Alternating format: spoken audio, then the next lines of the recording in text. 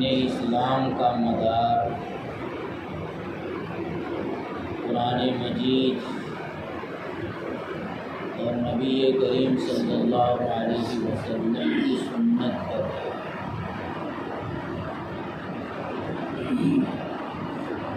اور ان دونوں سے اسلام کی حقیقت یہ معلوم ہوتی ہے کہ مکمل اسلام کے لیے دو باتیں ضروری ہیں۔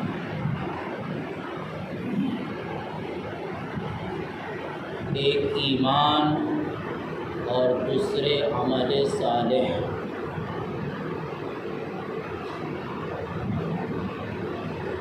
جب ایمان اور عمل صالح یہ دونوں چیزیں جب اپنی حقیقتوں کے ساتھ کسی شخص کے اندر پیدا ہوتی ہے تب جا کر وہ حقیقی مسلمان ہوتا ہے۔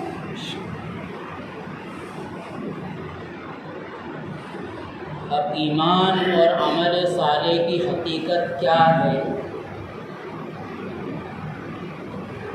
ظاہر ہے کہ ان دونوں کی حقیقت کو دریافت کرنے کے لیے بھی ہمیں اسی کتاب اللہ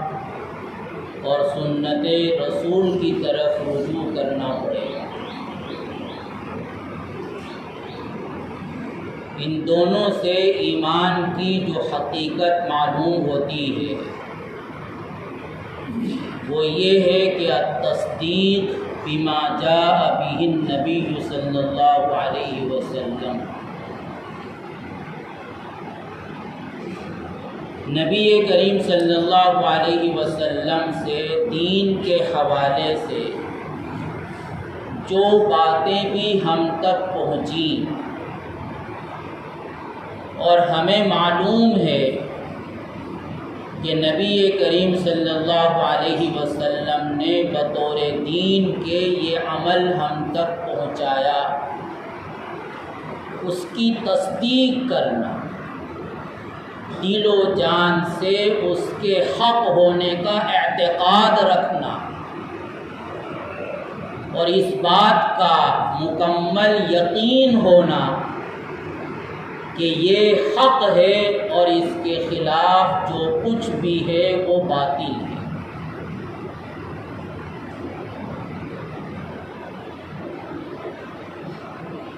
اور اس حقیقت کے چند تقاضے ہیں۔ کب یہ کہا جائے گا کہ انسان نبی کریم صلی اللہ علیہ وسلم کے لائے ہوئے دین پر یقین رکھتا ہے یا وہ اس کی تصدیق کر رہا ہے؟ اس کے لیے سب سے پہلی بات یہ ضروری ہے کہ ایمان کے برعکس جو چیز ہے، جس کو کفر کہا جاتا ہے، جس کو شرک کہا جاتا ہے، اس کا کسی بھی درجے میں کسی بھی انسان کے اندر وجود نہ ہو۔ ایمان اور کفر یہ دونوں ایسی حقیقتیں ہیں جیسے کہ آگ اور پانی۔ آگ اور پانی کا اس دارالاسباب میں کبھی بھی اجتماع نہیں ہو سکتا۔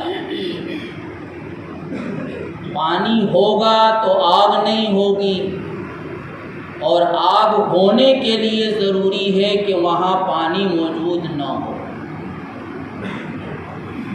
تو ایسے ہی ایمان اور تصدیق کے لیے ضروری ہے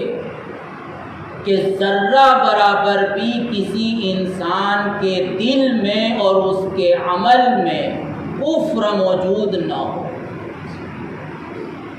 اگر ذرہ برابر بھی کفر پایا گیا، شرک پایا گیا، تو پھر ایمان کا وجود ختم ہو جائے گا۔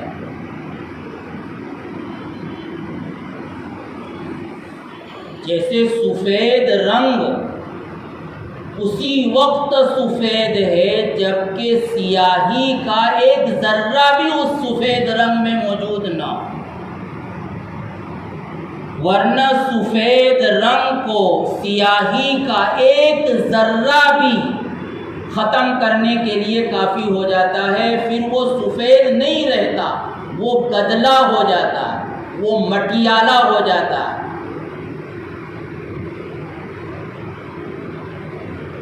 تو ایسے ہی ایمان کے وجود کے لیے ضروری ہے کہ کفر و شرک کا ایک ذرہ برابر بھی انسان کے دل و دماغ میں اور اس کے عمل میں موجود نہ ہو۔ اگر ذرہ برابر بھی موجود ہے تو پھر ایمان کا وجود ختم ہو جائے گا، وہ ایمان پھر خالص ایمان نہیں رہے گا، ایمان کی حقیقت باقی نہیں رہے گی، چاہے ایمان کے بول باقی رہیں، چاہے ایمان کا لیبل لگا ہوا نظر آئے۔ اسی لیے ایمان لانے کے لیے تو ضروری ہے کہ نبی کریم صلی اللہ علیہ وسلم کے لائے ہوئے دین کے تمام اجزاء کو دل و جان سے قبول کیا جائے، آپ کے لائے ہوئے قرآن کو قبول کیا جائے، آپ کی بتلائی ہوئی سنتوں کو قبول کیا جائے، آپ کی بتلائی ہوئی نماز کو قبول کیا جائے، روزوں کو قبول کیا جائے، حج و عمرے کو قبول کیا جائے، جہاد کو قبول کیا جائے، معمولی سے معمولی سنت حتیٰ کہ مسواک جس کے متعلق یقین ہے کہ یہ اللہ کے رسول کی سنت ہے، اس کے بھی سنت ہونے کا اعتقاد رکھنا ضروری ہے۔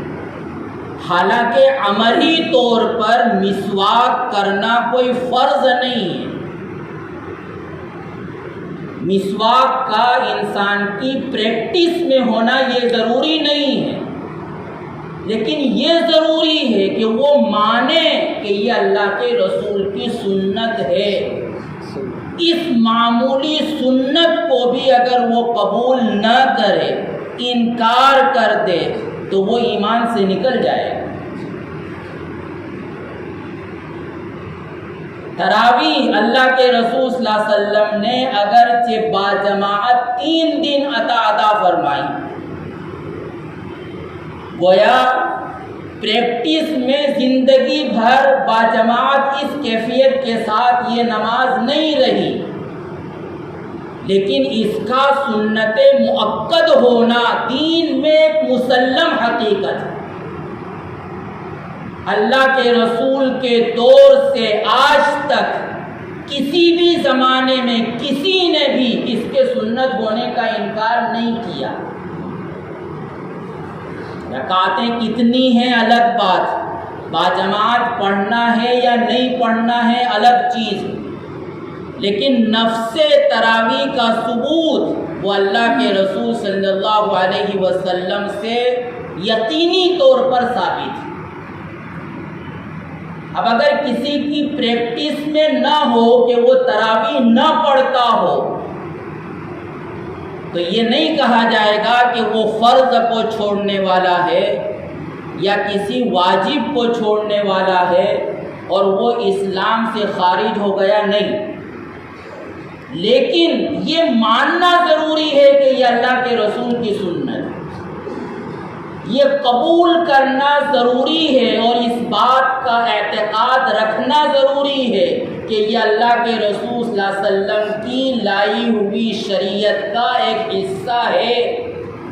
اگر وہ اس کا بھی انکار کر دے، اس کو نہ مانے، تو وہ ایمان سے خارج ہو جاتا ہے۔ تو یہ تو ایمان کے وجود کے لیے ضروری ہے، لیکن ایمان کے ختم کے لیے یہ ضروری نہیں ہے کہ سب چیزوں کا انکار کرے، بلکہ ایمان کو ختم کرنے کے لیے ایک چیز کا بھی انکار کر دینا کافی ہے۔ ایمان کے پائے جانے کے لیے تو تمام کا قبول کرنا ضروری ہے، لیکن ایمان کے ختم ہونے کے لیے پورے دین کا جو عمل اللہ کے رسول سے ہم تک پہنچا ہے ان میں سے ایک کا بھی انکار کر دینا کافی ہے۔ وجہ وہی ہے کہ ایمان اور کفر ان دونوں کے درمیان تضاد ہے، تضاد، یہ دونوں کبھی بھی جمع نہیں ہو سکتے۔ اس لیے ایمان کے ساتھ اگر کفر کا ایک ذرہ بھی پایا گیا تو وہ کفر ختم ہو جائے گا، اور اس سے آگے بڑھ کر اس ایمان کا تقاضا یہ ہے کہ انسان فقط قبول نہ کرے، اس کے حق ہونے کا اعتقاد نہ رکھے، بلکہ اس سے بڑھ کر یہ ہے کہ دین کے ماسوا کفر سے اور کفریات سے، شرک سے اور شرکیات سے اس کو کراہیت ہو، وہ اس کو ناپسند کرے، دل میں اس کے تعلق سے ذرہ برابر بھی پسندیدگی اور محبت کا رشتہ نہ ہونا چاہیے۔ ایک آدمی اگر مانتا ہے اللہ کے رسول صلی اللہ علیہ وسلم کی پوری شریعت کو اور وہ کفر کی کسی بھی چیز کا اعتقاد تو نہیں رکھتا، لیکن کفر کے کسی بھی عمل کے ساتھ اس کا دلی تعلق ہے، اس کو وہ دل سے کسی نہ کسی درجے میں پسند کرتا ہے، جیسی ناپسندیدگی اور کراہیت مطلوب ہے وہ کراہیت اور وہ ناپسندیدگی اس کے دل میں موجود نہ ہو، تب بھی اس کا ایمان خطرے میں۔ اسی لیے حدیث میں انس ابن مالک رضی اللہ تعالی عنہ نے نبی کریم صلی اللہ علیہ وسلم کے ارشاد کے حوالے سے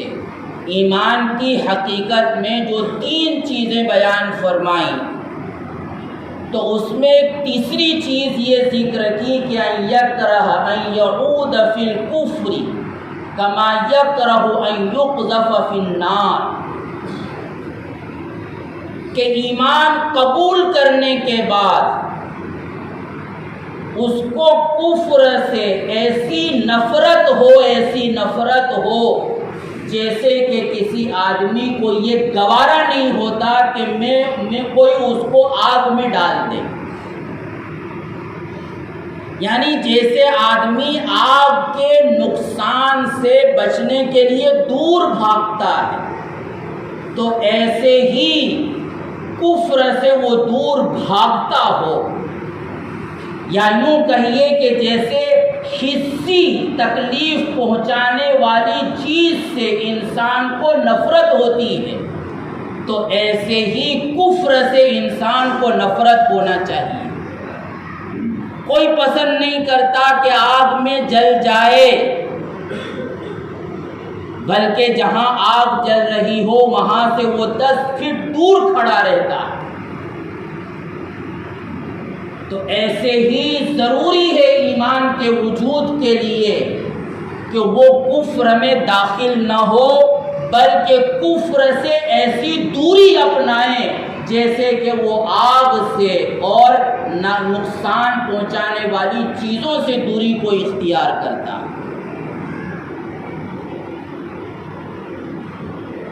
اور اس سے بھی آگے بڑھ کر ایک تیسری چیز، کہ پہلی چیز تو وہ ایمان کے ساتھ کفر کو اپنے عمل میں شامل نہ کرے، ایمان کے ساتھ کفر کا اعتقاد تو کیا، اس کی محبت، اس کے ساتھ لگاؤ اور اس کے ساتھ تعلق اور اس کے ساتھ پسندیدگی کا رشتہ بھی اس کے دل و دماغ میں نہ ہو۔ اور اس کے ساتھ ساتھ تیسری چیز یہ کہ وہ ایمان کے مقابلے میں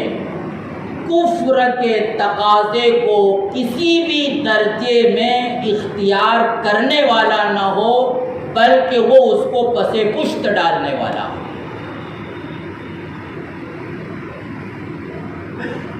بظاہر بولنے میں یہ بہت معمولی چیزیں ہیں، لیکن میں بار بار کسی نہ کسی عنوان سے ان چیزوں کو بار بار بیان کر رہا ہوں۔ وجہ یہ ہے کہ آج جیسا ماحول ہے اور جس طرح کی کفریات اور شرکیات کو پوری طاقت اور قوت کے ساتھ پروموٹ کیا جا رہا ہے، اس کے نتیجے میں بہت سے مسلمان وہ ہیں جو ایمان کے ان حقیقی تقاضوں کو کھو بیٹھے ہیں اور جانے انجانے وہ کفر میں داخل ہو چکے ہیں، ان کے دل و دماغ سے ایمان نکل چکا ہے۔ چنانچہ یہ جو تیسرا تقاضا بیان کیا، جس کا حاصل یہ ہے کہ ایمان کا رشتہ دنیا کے تمام رشتوں پر مقدم ہونا چاہیے۔ ہر وہ رشتے کو جس کے نتیجے میں ایمان کا رشتہ چھوڑنا پڑے یا وہ کمزور ہو رہا ہو، انسان اس کو اپنے جوتے کی نوک پر رکھتا ہو، یہ ایمان کے وجود کے لیے ضروری ہے۔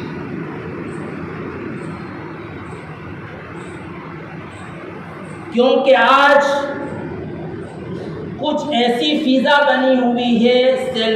سیکولرازم کی، ہر انسان دنیا کے ماحول کی وجہ سے یا ملک کے موجودہ حالات کی وجہ سے کسی نہ کسی درجے میں یہ چاہتا ہے کہ میں اپنی جان کا، اپنے مال کا، اپنے کاروبار کا، اپنے اہل و عیال کا، اپنی جاب و ملازمت کا کسی بھی درجے میں نقصان نہ کروں، تو اس کے نتیجے میں وہ کچھ ایسے اقدام کر رہا ہے کہ جس کی وجہ سے دوستو، چاہے وہ اپنے آپ کو مسلمان سمجھ رہا ہو، لیکن نبی کریم صلی اللہ علیہ وسلم کی احادیث کی روشنی میں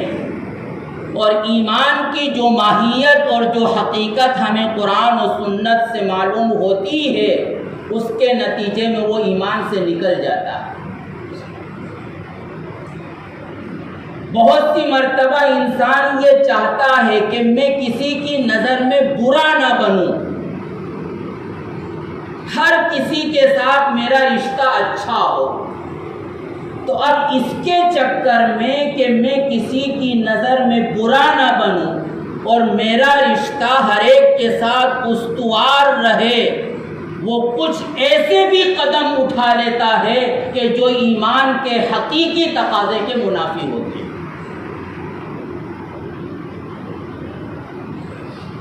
مثال کے طور پر یہ فضا بنا دی گئی کہ مسلمان ملک کا وفادار نہیں ہے، یا یہ بات اتنی مرتبہ بولی گئی کہ مسلمان ہندوؤں کا دشمن ہے، تو اب اس کے نتیجے میں وطن کی محبت اور اس سے آگے چل کر حکومت کے ساتھ وفاداری یا انسانیت نوازی یا انسانیت کی خدمت، اس طرح کے لیبل کے ساتھ آج مسلمان وہ حرکتیں کر رہا ہے کہ جس کے نتیجے میں ایمان کے تقاضے پامال ہو رہے ہیں۔ وطن کے ساتھ فطری محبت کا ہونا ایک الگ چیز ہے، لیکن وطن پرستی ایک دوسری چیز ہے۔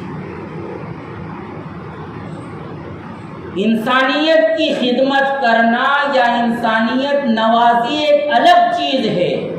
لیکن انسانیت پرستی یہ دوسری چیز ہے۔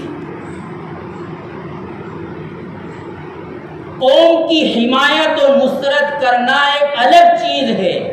لیکن قوم پرستی ایک دوسری چیز ہے۔ ملک کے ساتھ وفاداری یا حکومت وقت کے ساتھ وفاداری یہ تو اسلام کا حکم ہے، یا ملک کے ساتھ محبت یہ تو انسان کی فطرت کا تقاضا ہے۔ انسانیت کی خدمت یہ تو اسلام کا حکم ہے۔ اپنی قوم کے ساتھ ہمدردی، وفاداری، ان کے ساتھ ان کے کاموں میں ہاتھ بٹانا، ان کی پریشانیوں میں دکھ درد میں شریک ہونا، یہ تو اللہ کے رسول کی اعلیٰ سنت ہے۔ لیکن وطن پرستی، قوم پرستی، انسانیت نوازی، یہ دوستو یہ وہ چیزیں ہیں کہ جس کی سرحدیں کفر اور شرک کے ساتھ ملتی ہیں۔ یہاں انسان دین کے تقاضوں سے آگے بڑھ کر وطن کے تقاضوں کو پورا کر رہا ہوتا ہے۔ یہاں دین کے تقاضوں کو چھوڑ کر حکومتوں کو راضی کرنے کے لیے یا ان کی نظر میں اچھا بننے کے لیے وہ کام کر رہا ہوتا ہے جو دین کا بالکل بھی تقاضا نہیں ہوتا، بلکہ وہ دین کے منافی چیز ہوتی ہے۔ انسانیت کی خدمت میں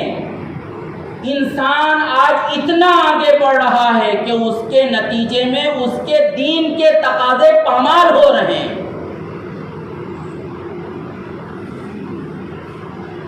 لیکن بس ایک ہوڑ لگی ہوئی ہے کہ کسی طرح ہم یہ باور کرا دیں کہ ہم ملک کے وفادار ہیں،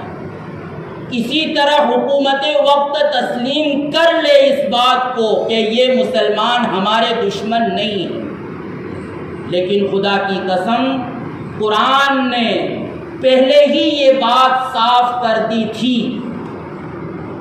لن ترضى عنك اليهود ولا النصارى حتى تتبع ملتهم لتجدن اشد الناس عداوة للذين اشركوا، کہ یقین جانو یہود اور مشرک سے زیادہ دشمن تمہارا کوئی نہیں ہو سکتا۔ اور یہ بھی سن لو، کان کھول کر سن لو کہ یہود و نصارہ اور مشرکین تم سے راضی نہیں ہو سکتے، نہیں ہو سکتے، قیامت تک نہیں ہو سکتے، جب تک کہ تم ایمان پر باقی ہو۔ ہاں، اگر تم اپنے دین کو چھوڑ دو، کھلم کھلا اعلان کر دو کہ ہم مسلمان نہیں ہیں، کھلم کھلا اعلان کر دو کہ ہم نہیں مانتے نبی کو، ہم نہیں مانتے رسول کو، ہم نہیں جانتے قرآن کو، ہمارا کوئی اعتقاد نہیں ہے آخرت کا، جنت کا، جہنم کا، اور صاف کفر پرستی شروع کر دو، تب تو ہو سکتا ہے کہ کسی درجے میں وہ تم کو اپنا لے۔ لیکن تم یہ چاہو کہ ہم مسلمان رہیں اور ہمارے دل میں ایمان باقی رہے، اور پھر یہ مشرک تم سے راضی ہو جائیں، یہ تم کو اپنا سمجھنے لگے، خدا کی قسم یہ قیامت تک نہیں ہو سکتا۔ اور اگر تم نے ان کو راضی کرنے کے لیے آگے تنبیہ کی ہے، اور تنبیہ دوستو ہمیں خطاب کر کے نہیں کی جا رہی، تنبیہ اللہ کے رسول کو خطاب کر کے کہی جا رہی کہ اگر تو ایسا کرے گا، وَلَئِنِ اتَّبَعْتَ أَهْوَاءَهُمْ بَعْدَ الَّذِي جَاءَكَ مِنَ الْعِلْمِ مَا لَكَ مِنَ اللَّهِ مِنْ وَلِيٍّ وَلَا نَصِيرٍ، کہ سن لے محمد کہ اگر اس علم اور اس دین کے آنے کے بعد تو نے ان کی خواہشات کی اتباع کی تو پھر تیرا کوئی یار و مددگار نہیں ہوگا، نہ دنیا میں نہ آخرت، چھوڑ دیا جائے گا تجھے تنہا۔ اور کس کو کہا جا رہا ہے؟ اللہ کے رسول کو خطاب کر کے کہا جا رہا ہے۔ اور اللہ کے رسول کو خطاب کر کے دوستو ایسی بات کہنا یہ بہت خطرے والی بات ہے کیونکہ اللہ کے رسول تو معصوم تھے. اللہ کے رسول صلی اللہ علیہ وسلم کے باب میں تو اس کا شائبہ تک بھی نہیں تھا. خواب میں بھی یہ بات نہیں آ سکتی تھی کہ اللہ کے رسول صلی اللہ علیہ وسلم اللہ کے دین کے مقابلے میں ان کی خواہشات کو قبول کر لیں. لیکن پھر بھی آپ کو کہا جا رہا ہے کہ اگر تو نے ایسا کیا. یہ ایسا ہی ہے دوستو جیسے کہ ایک نابینا ہو، ایک اندھا ہو جو دیکھ ہی نہیں سکتا، اور اس کو کہے کہ خبردار تو نے آنکھ اٹھا کر دیکھا تو تیری آنکھ نکال دوں گا. ابھی اس کے اندر تو دیکھنے کی صلاحیت موجود نہیں ہے، اور پھر اس کو اتنے سخت لہجے میں دھمکی دی جائے کہ اس کا کیا مطلب ہے؟ اس کا مطلب یہ کہ جو دیکھنے والے ہیں وہ سن لیں کہ وہ حقیقت میں اس نابینا کو نہیں کہا جا رہا ہے. اشارہ اگرچہ نابینا کی طرف ہے لیکن کہا جا رہا ہے دیکھنے والوں کو کہ اگر تم نے آنکھ اٹھا کر بھی دیکھ لیا تو تمہاری آنکھ نکال دوں گا. اتنے سخت لہجے میں اللہ کے رسول صلی اللہ علیہ وسلم سے بات کہی گئی ہے کہ جب تم کو معلوم ہے کہ یہ حق ہے اور تم نے دین کو حق ہونے کی وجہ سے اختیار کر لیا ہے، اور محض ان کو راضی کرنے کے لیے، ان کو خوش کرنے کے لیے تم ایسا قدم اٹھاتے ہو